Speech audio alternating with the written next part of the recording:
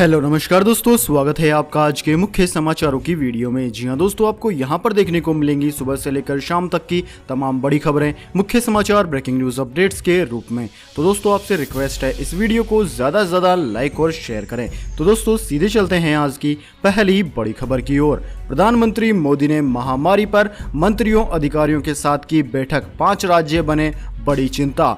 जी हां दोस्तों, प्रधानमंत्री नरेंद्र मोदी ने इस महामारी के खिलाफ सरकार द्वारा उठाए गए कदमों की समीक्षा के लिए वरिष्ठ मंत्रियों और अधिकारियों के साथ एक विस्तृत बैठक की। बैठक में महामारी के संदर्भ में राष्ट्रीय स्तर की स्थिति और तैयारी की समीक्षा की गई। इसमें दिल्ली सहित विभिन्न राज्यों और केंद्र शासित प्रदेशों की स्थिति का जायजा लिया गया। इस बैठक में गृह मंत्री अमित शाह, स्वास्थ्य मंत्री, प्रधानमंत्री के प्रधान सचिव, कैबिनेट सचिव, स्वास्थ्य सचिव, महानिदेशक ICMR और अधिकार प्राप्त समूहों के अन्य संबंधितों ने भाग लिया। इस दौरान नीति आयोग के सदस्य विनोद पाल ने इस महामारी की वर्तमान स्थिति और संभावित परिदृश्य पर एक प्रेजेंटेशन पेश किया। इस दौरान यह बात सामने आई कि भारत में इस संक्रमण के 2/3 मामले 5 राज्यों में हैं और इनमें बड़ी संख्या बड़े शहरों में है। बड़े शहरों में इस चुनौती से निपटने के लिए परीक्षण की संख्या बढ़ाने, बेड और स्वास्थ्य सुविधाओं पर चर्चा की गई है। इस दौरान प्रधानमंत्री नरेंद्र मोदी ने अस्पताल बेड, आइसोलेशन बेड की शहर और जिलावार आवश्यकताओं पर अधिकार प्राप्त समूहों की सिफारिशों पर संज्ञान लिया। इसके साथ ही आवश्यकता के अनुसार स्वास्थ्य मंत्रालय के अधिकारियों को राज्यों, संघ राज्यों, क्षेत्रों के परामर्श के आपातकालीन योजना बनाने का निर्देश दिया। प्रधानमंत्री ने मानसून के मौसम की शुरुआत के मद्देनजर मंत्रालय को उपयुक्त तैयारी सुनिश्चित करने की सलाह भी दी। इसके बाद में दोस्तों अगली बड़ी खबर, नेपाल की संसद में विवादित नक्शा हो गया पास। उमर अब्दुल्ला बोले, पड़ोसी ने भारत को चिढ़ाई नाक। जी हां दोस्तों, नेपाल की संसद में शनिवार दोपहर को संविधान संशोधन बिल पास कर दिया गया। इसके बाद इस हिमालय राष्ट्र का नक्शा बदल गया। नेपाल की प्रतिनिधि सभा में यह नक्शा 2/3 बहुमत से पास हुआ है।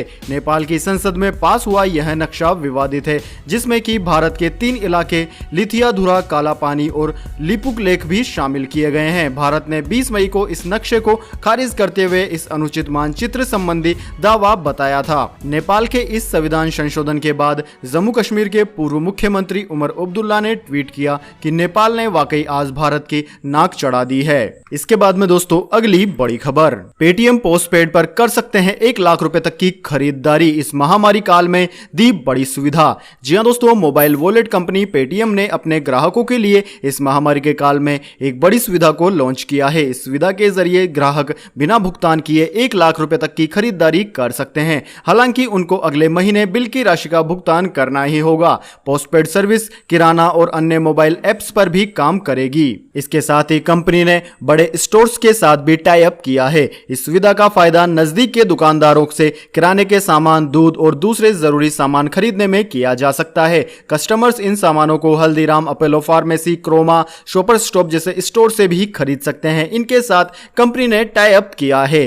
इसके बाद में दोस्तों अगली बड़ी खबर, पाकिस्तान के पूर्व क्रिकेटर शाहिद अफरीदी को हो गई है यह संक्रामक बीमारी, ट्विटर पर की दुआ की गुजारिश। जी हां दोस्तों, पाकिस्तान के दिग्गज क्रिकेटर शाहिद अफरीदी को भी इस संक्रमण बीमारी ने घेर लिया है। इसकी जानकारी उन्होंने ट्विटर के जरिए दी। उन्होंने लिखा है कि मैं गुरुवार से ही अच्छा महसूस नहीं कर रहा था, मेरे शरीर में काफी दर्द हो रहा था। मैंने अपना टेस्ट करवाया और बदकिस्मती से यह पॉजिटिव पाया गया। जल्द सेहतमंद होने के लिए आपकी दुआओं की जरूरत है, इंशाअल्लाह। दोस्तों आपकी जानकारी के लिए बता दें, इस भयानक वायरस का कहर पाकिस्तान में भी देखने को मिला है। इस मुल्क में करीब 1,32,000 से ज्यादा लोग इस जानलेवा महामारी की चपेट में आ गए हैं। पाकिस्तान सरकार के बंद घोषित करने से लोगों के भूखे मरने की नौबत आ गई थी। ऐसे में लोगों की मदद के लिए पाकिस्तान के पूर्व ऑलराउंडर शाहिद अफरीदी आगे आए थे, लेकिन अब वह भी इस बीमारी की चपेट में आ गए हैं और उनके संपर्क में आए कई सारे लोगों के ऊपर अब खतरे की तलवार लटक गई है। इसके बाद दोस्तों जान लेते हैं पूरी दुनिया और भारत में क्या है इस संक्रामक बीमारी की स्थिति।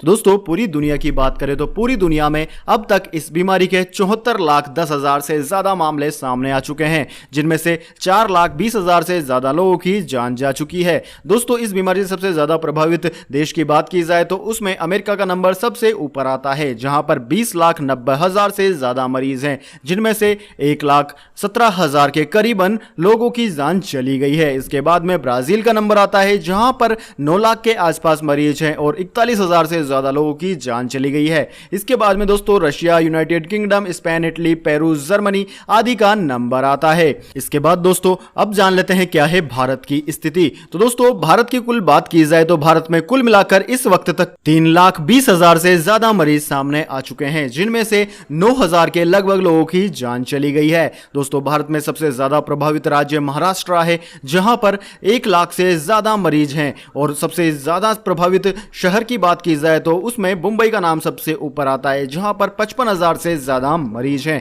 इसके बाद में दोस्तों तमिलनाडु, गुजरात, दिल्ली, राजस्थान, उत्तर प्रदेश, मध्य प्रदेश, वेस्ट बंगाल, बिहार, कर्नाटक, आंध्र प्रदेश आदि राज्यों का नंबर आता है। दोस्तों भारत में सबसे ज्यादा मरीज कुल मिलाकर जो कि 50% से भी ज्यादा हैं, उनमें महाराष्ट्र, तमिलनाडु, गुजरात, दिल्ली शामिल हैं। इसके बाद में दोस्तों अगली बड़ी खबर, मौसम समाचार, वेदर अपडेट। तो दोस्तों जाने आज के मौसम समाचार, लेकिन उससे पहले मेरी आपसे एक छोटी सी रिक्वेस्ट है, अगर दोस्तों आपको अभी तक हमारी न्यूज पसंद आई है तो इसे एक छोटा सा लाइक जरूर दे दें और अगर आपको पसंद नहीं आई है तो बेशक आप डिसलाइक भी कर सकते हैं, लेकिन दोस्तों लाइक और डिसलाइक करके अपना वोट जरूर दीजिए क्योंकि दोस्तों यही हमारी मेहनत का फल होता है और इसी से हमें पता चलता है कि आपको हमारी वीडियो पसंद आई है या नहीं। तो दोस्तों अब जान लेते हैं जल्दी से वेदर अपडेट, मौसम समाचार। भारतीय मौसम विज्ञान विभाग की रिपोर्ट के मुताबिक एक पश्चिमी विक्षोभ सक्रिय है। हरियाणा के ऊपर एक चक्रवाती सर्कुलेशन बना हुआ है। वहीं दिल्ली एनसीआर के आसपास पूर्वी हवाएं काफी अधिक नमी लेकर आ रही है। इसके चलते आज जम्मू कश्मीर, लद्दाख, उत्तराखंड, पंजाब, हरियाणा, चंडीगढ़, दिल्ली, उत्तर प्रदेश और राजस्थान के आसपास के इलाकों में तेज हवाओं के साथ बारिश दर्ज की जा सकती है। मध्य प्रदेश, बिहार, पश्चिम बंगाल, सिक्किम, अरुणाचल प्रदेश, असम, मेघालय, नागालैंड, मिजोरम, मणिपुर, गुजरात और कर्नाटक के तटीय इलाकों में भी बारिश दर्ज की जाएगी। मध्य प्रदेश और आसपास के इलाकों में भी एक सर्कुलेशन बना हुआ है।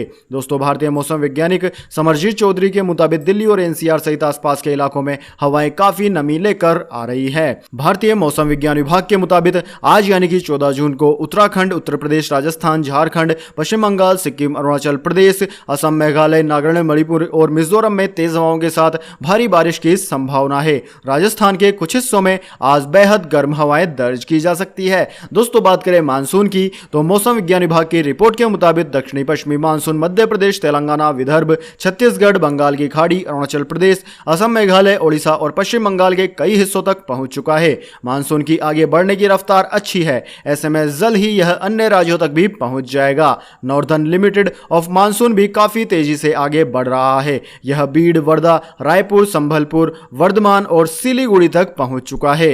इसके बाद में दोस्तों अगली बड़ी खबर, पेट्रोल डीजल प्राइस टुडे, फिर बढ़े पेट्रोल डीजल के दाम। जी हां दोस्तों, देश की सरकारी ऑयल मार्केटिंग कंपनियां एचपीसीएल, बीपीसीएल, आईओसी ने लगातार 7वें दिन पेट्रोल डीजल की कीमतों को बढ़ा दिया है। इस दौरान पेट्रोल 3.90 रुपए प्रति लीटर तक महंगा और डीजल 4 रुपए प्रति लीटर तक महंगा हो चुका है। आईओसी की वेबसाइट पर दिए गए रेट्स के मुताबिक आज दिल्ली में 1 लीटर पेट्रोल की कीमत 59 रुपए बढ़कर 75 रुपए 16 पैसे प्रति लीटर हो गई। साथ ही डीजल की कीमत की बात की जाए तो डीजल की कीमत 58 पैसे बढ़कर 73 रुपए 39 पैसे प्रति लीटर के पार पहुंच गई है।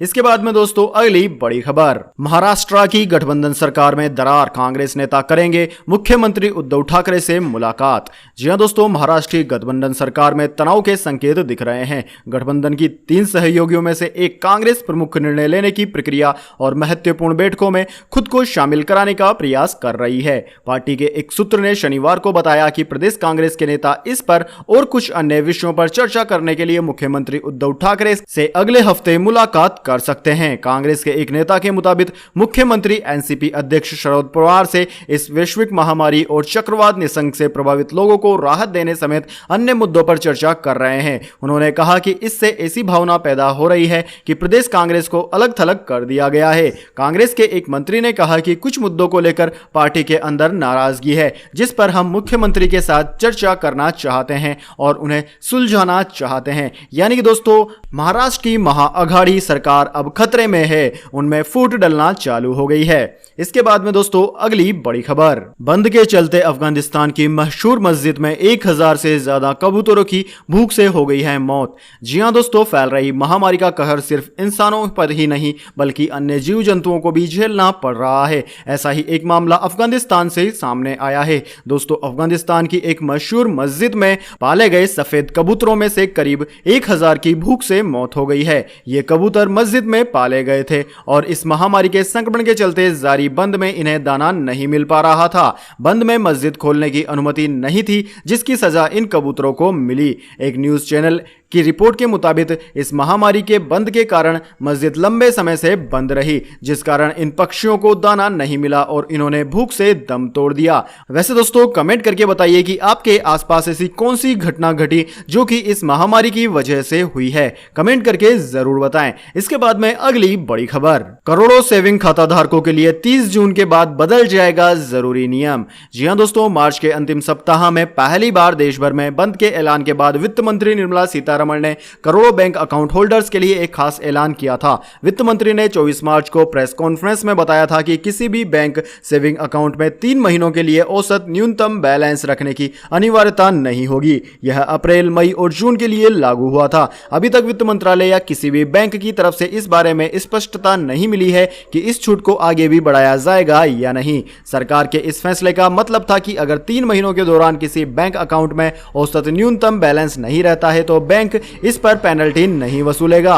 हर बैंक अपने हिसाब से न्यूनतम बैलेंस तय करता है। इन औसत रकम को हर महीने अकाउंट में मेंटेन करना ही होता है। ऐसा नहीं करने पर बैंक ग्राहकों से पेनल्टी वसूल करता है। लेकिन दोस्तों, अब तक इस छूट को जून से आगे बढ़ाने के बारे में कोई जानकारी सामने नहीं आई है। यानी कि अगर आपके पास भी अपने बैंक अकाउंट में न्यूनतम बैलेंस से कम है तो उसे वापस से न्यूनतम बैलेंस पर ले आइए, वरना आपको भी एक पेनल्टी का फटका पड़ सकता है। तो दोस्तों, यह थे आज के मुख्य समाचार। इसके बाद में दोस्तों अब बारी आती है आज के माइंड क्विज क्वेश्चन की। जी हां दोस्तों, एक आसान से सवाल का जवाब देकर आप जीत सकते हैं एक अमेजिंग सरप्राइज गिफ्ट हमारे यूट्यूब चैनल की ओर से।